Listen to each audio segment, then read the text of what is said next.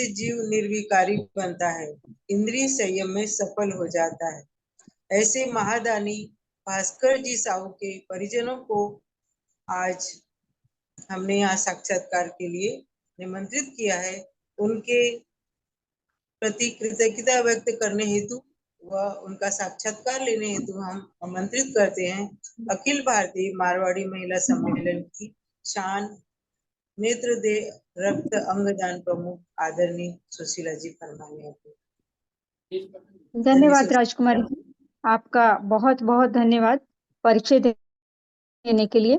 इनका परिचय मैं आपको करवा देती हूँ। भारती जी, ये जो अभी अनाउंस कर रही थी, ये हमारी देहदान सखी हैं, राष्ट्रीय देहदान सखी, और साथ में हमारी अंगदान सखी मधु डुमरेवाल रिकॉर्डिंग पे है ना। आशा जी, अब मैं आपसे ये जानना चाहूंगी कि जो देहदाता थे उनका आपसे रिश्ता क्या था? जी, वो मेरे नाना जी थे। और आप उनका पूरा नाम और उनका नेचर वगैरह उसके बारे में कुछ आप मुझे बताएं। जी जी, उनका नाम श्री भास्कर साहू था। वो एक पैसे से वो एक शिक्षक थे। उन्होंने 2003 में अपनी शिक्षकता से अवसर प्राप्त किया था। देखिए, उनके नेचर वाइज तो हम मतलब शब्दों में बताना कम पड़ेगा।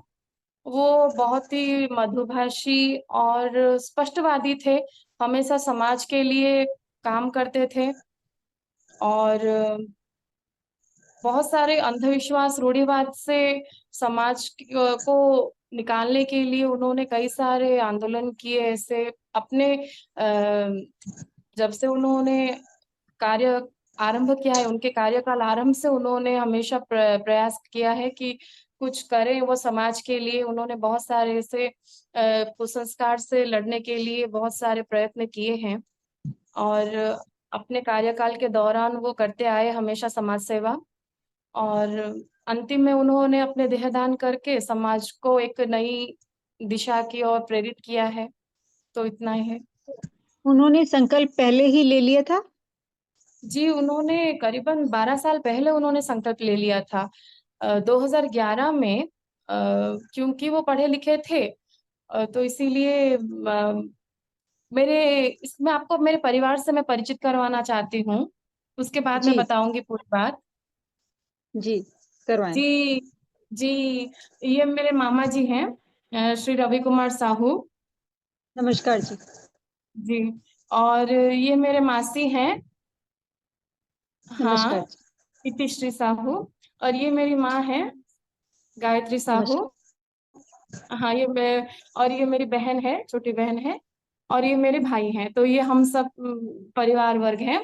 और आपको बताते हुए खुशी हो रही है, मुझे महसूस हो रही है कि मेरे मामा जी ने भी देहदान का निश्चय कर लिया है, बहुत 2011 से ही।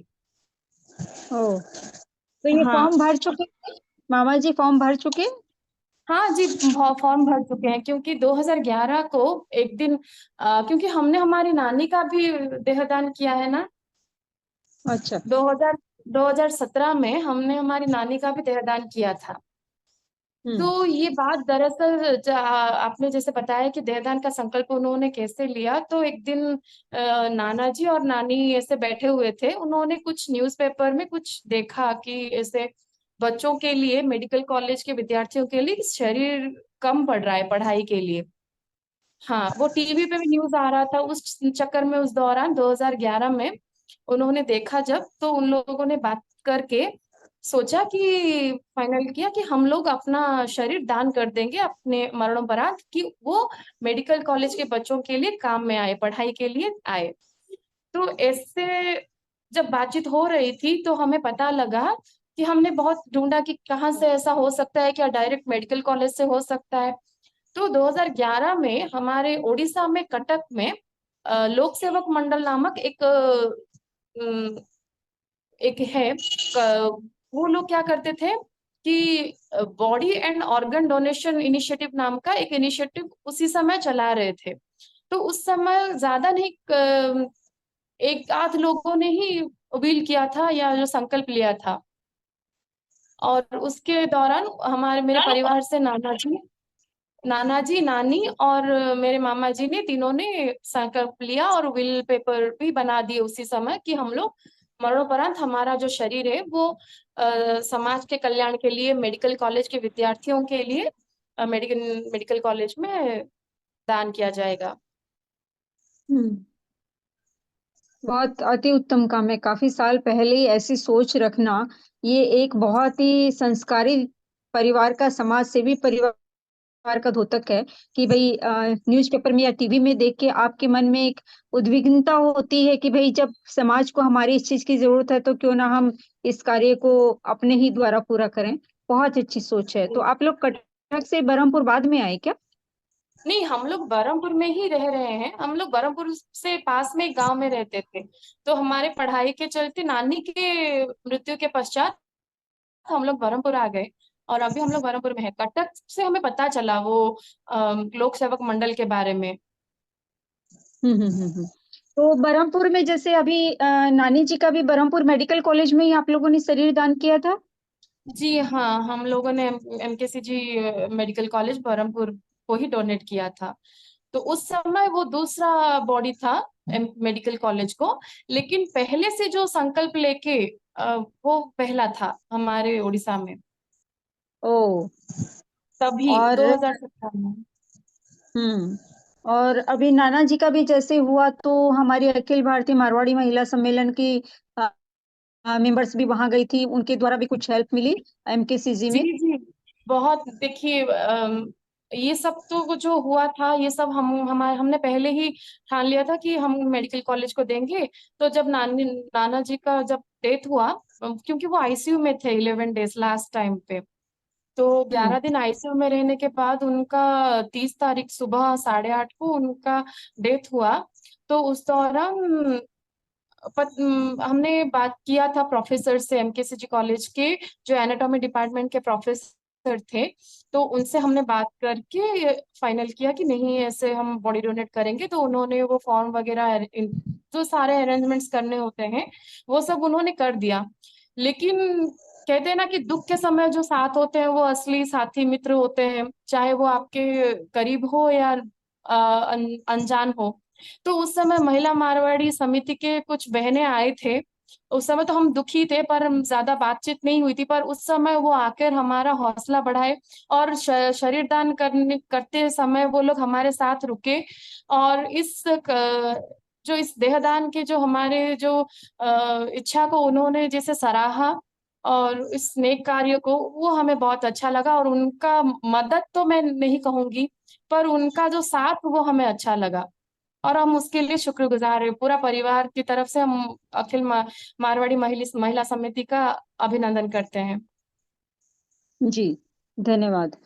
जैसे आपके परिवार में तो ये समझ लीजिए परिपाटी है, पहले नाना जी का हुआ, नानी जी का हुआ, पर जो आपके और रिश्तेदार हैं, जी मतलब पास के नहीं हो के दूर के हैं, उनका क्या विचार है इस विषय में, उनका क्या कहना?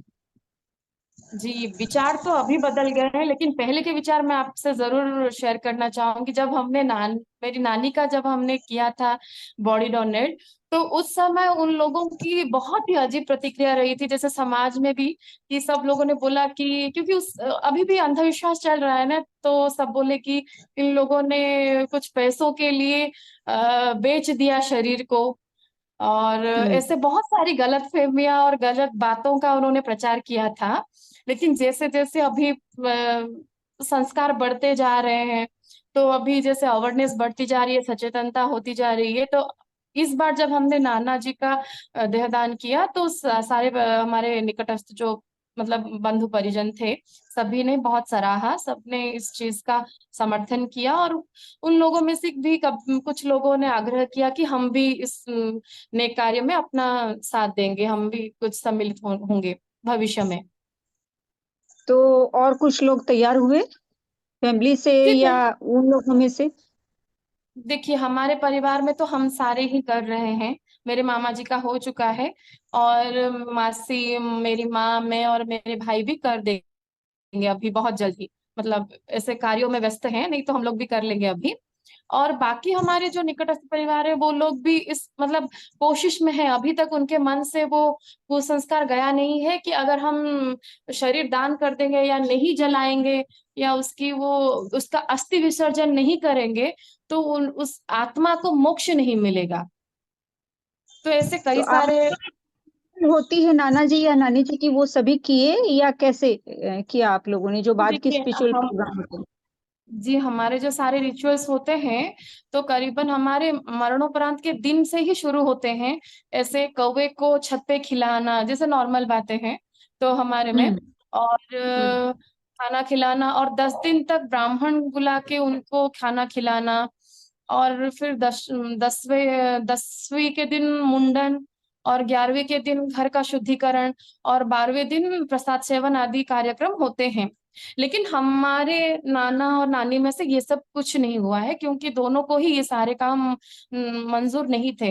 नाना जी ने बहुत पहले ही कह चुके थे कि ये सारे काम मत करना, तुम्हारे सामर्थ्य के अनुसार जो तुम कर सकते हो, किसी अनाथ को हो या चाहे किसी जरूरतमंद के लिए कुछ आए, ऐसा काम अगर कुछ करो तो मेरी आत्मा को मोक्ष मिलेगा। तो इसीलिए हमने 12वें दिन मंदिर में प्रसाद सेवन किया था।